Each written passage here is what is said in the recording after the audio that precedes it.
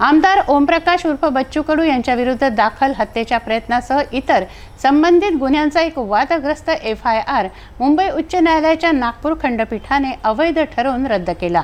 न्यायमूर्ती द्वय विनय जोशी व वृषाली जोशी यांनी हा निर्णय दिला।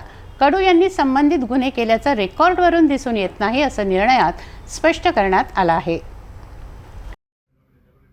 अमरावती जिल्ह्यातील चांदूर बाजार पोलिसांनी फिर्यादी गोपाल तिरमारे यांच्या तक्रारीवरून 9 फेब्रुवारी 2018 रोजी कडू यांच्यासह एकूण 5 आरोपी विरुद्ध भादवीच्या कलम 307, 120 ब 34 अंतर्गत संबंधित FIR नोंदविली होती। कडू यांनी स्वतःविरुद्धचा FIR रद्द करण्यासाठी उच्च न्यायालयात अर्ज दाखल केला होता। तिरमारे यांनी कडू यांच्या विरुद्ध आसेगाव पोलीस ठाण्यात तक्रार नोंदविली होती। त्याचा राग कडू यांच्या मनात होता।